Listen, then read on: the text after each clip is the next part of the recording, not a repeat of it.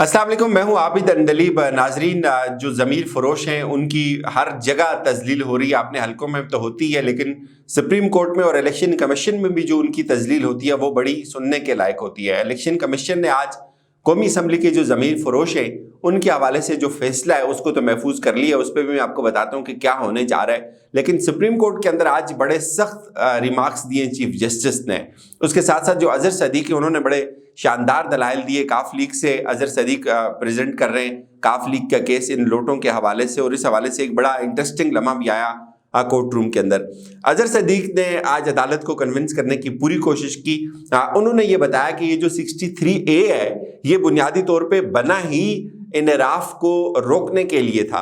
अरकान को इनराफ से रोकने के लिए कानून में तरमीम की गई थी। 16 अप्रैल को PTI के अरकान ने पार्टी पॉलिसी की खिलाफ वर्जी की। मुनहरफ अरकान ने पार्टी पॉलिसी के बरक्स हमजा शहबाज को वोट दिया। मुनहरफ अरकान के खिलाफ रेफरेंस इलेक्शन कमीशन में ज़ेर इल्तवा है। ये पंजाब की बात कर रहे हैं। जो कौमी असम्बली का फैसला है वो अभी आज के दिन में उसने आना है। काफ लीग के वकील अजहर सदीक का 5 मई के अखबार में जो उन्होंने एक कॉलम का भी हवाला दिया अदालत के अंदर, और उन्होंने बताया कि मैं आपको ये भी बताता हूँ कि ये कॉलम किसने लिखा हुआ और ये कब शाया हुआ है। इंडिया में उन्होंने अदालत को बताया कि मुनहरफ अरकान के डी सीट नहीं बल्कि नाहली का लफ्ज़ इस्तेमाल होता है इंडिया के अंदर।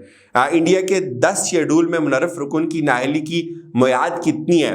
अदालत ने जब उनसे इसके ऊपर सवाल किया, फिर अदालत ने यह भी उनसे पूछा कि ये क्यों कहा जाता है कि सियासतदान चोर हैं, जब तक तहकीकात नहीं की जाती तो ऐसे बयान क्यों देते हैं। चीफ जस्टिस ने फिर कहा कि 28 मार्च को अदम एतमाद पर करारदाद मंजूर हुई, 31 मार्च को अदम एतमाद पर बहस होनी थी। ये सवाल पूछना चाहिए था कि अदम एतमाद क्यों लाई गई।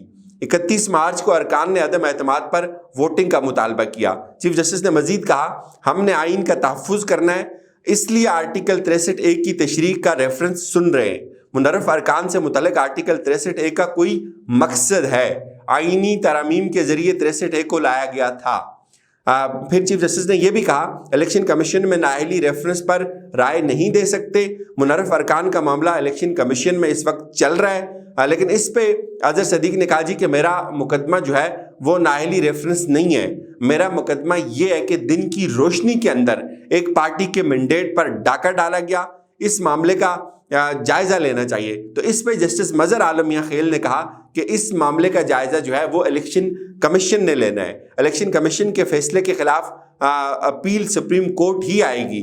फिर जस्टिस जमाल खान बोले, उन्होंने कहा कि आपकी पार्टी के कुछ लोग, ये बड़ा इंटरेस्टिंग लम्हा था कि काफ लीग की चूंकि वकील अजहर सदीक, तो उन्होंने उस पे जस्टिस जमाल खान साहब ने कहा कि आपकी पार्टी के कुछ लोग इधर हैं और कुछ लोग उधर हैं, और इसी तरह की सूरत हाल बलूचिस्तान के अंदर भी है। बलूचिस्तान की एक पार्टी के लोग कुछ इधर हैं, कुछ का नहीं पता कि वो किधर हैं। आधी पार्टी इधर है, आधी पार्टी उधर है। जिसकी चोरी होती है उसको मालूम होता है। इन पार्टियों के सरबराह अभी तक मुकम्मल खामोश हैं। इस पर चीफ जस्टिस ने कहा, किसी रुकन पर ताहयात पाबंदी लगाना बहुत बड़ी सजा है। आर्टिकल 62F1 के इतलाक की भी बहुत सी कड़ी शरायत हैं। क्या आर्टिकल 63A के साथ 62F1 को पढ़ सकते हैं? 62F1 के अंदर जो है वो डिसक्वालिफिकेशन है और वो ताहयात डिसक्वालिफिकेशन है। तो एक सवाल ये भी है कि क्या आर्टिकल 63 के साथ हम 62 को पढ़ सकते हैं? चीफ जस्टिस ने इस पे बहुत बरहमी का इजहार किया। उन्होंने कहा कि ये इनराफ एक बहुत बड़ा नासूर है। मुल्क की तरक्की के लिए मुस्तहकम हुकूमत की ज़रूरत होती है।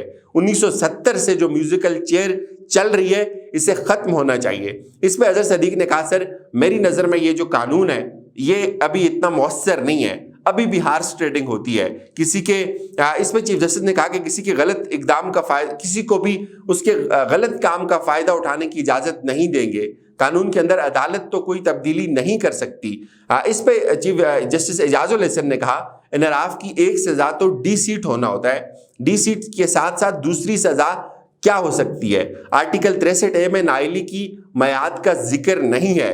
जस्टिस एजाजुल हसन ने मजीद कहा, सवाल यह है कि आर्टिकल 63A को किसी दूसरे आर्टिकल के साथ कैसे मिला सकते हैं? डी सीट होना एक आईनी नतीजा है। सवाल ये, इस पर चीफ जस्टिस जमाल खान मंदोखेल ने कहा, सवाल यह है कि मुनहरफ को नाअहली करने का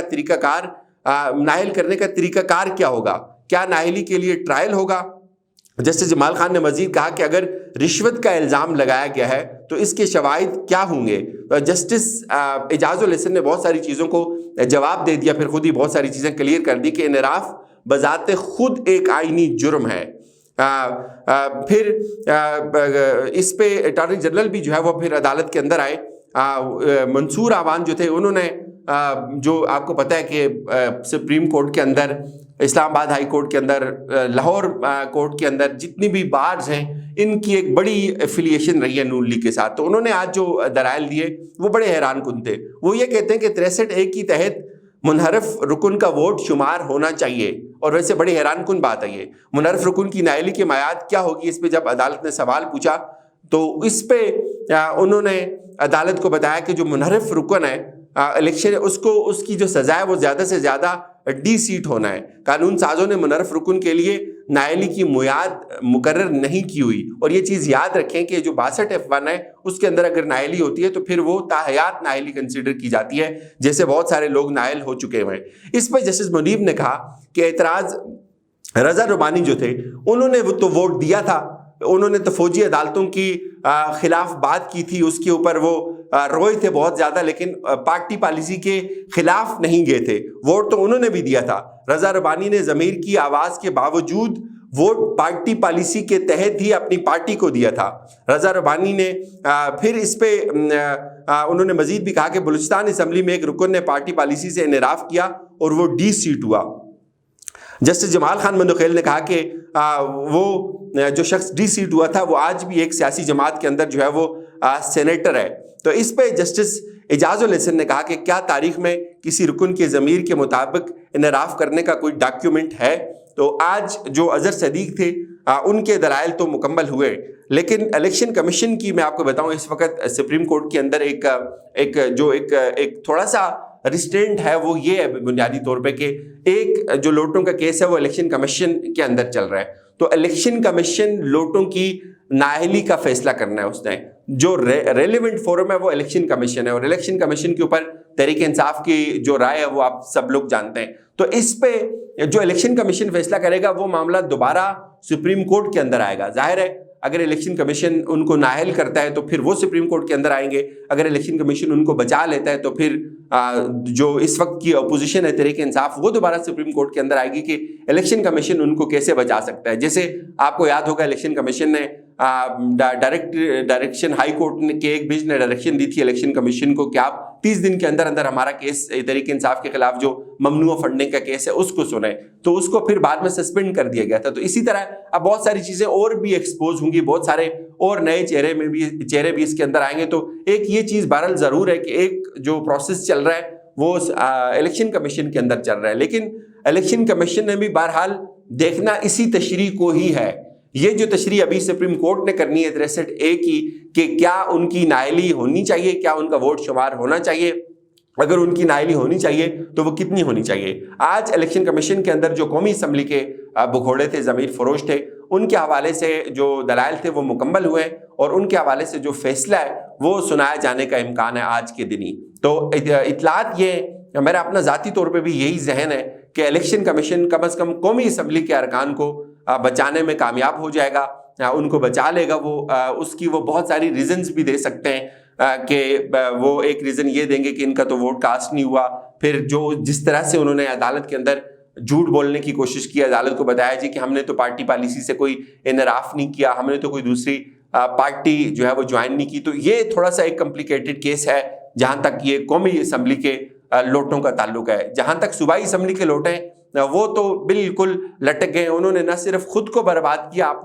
اپنی عزت خاک میں ملائی، اپنے عزیز و اقارب کی عزت خاک میں ملائی، بلکہ وہ حمزہ شہباز کے لیے بھی ایک بہت بڑا ناسور بننے جا رہے ہیں۔ تو یہ اس وقت جو آئینی اور قانونی جنگ ہے یہ جاری ہے۔ تحریک انصاف نے یہ بھی فیصلہ کیا، میں نے آپ کو کل بھی کہا تھا کہ جو گورنر کا معاملہ ہے اس کو بجائے لاہور ہائی کورٹ کے اندر چیلنج کرنے کے، اب تحریک انصاف اس کو یہاں چیلنج کرے گی اسلام آباد ہائی کورٹ کے اندر۔ تو یہ ابھی جو مقدمات ہیں یہ تو چلتے رہیں گے۔ الیکشن کمیشن سے کیا فیصلہ آتا ہے یہ بہت انٹرسٹنگ ہوگا۔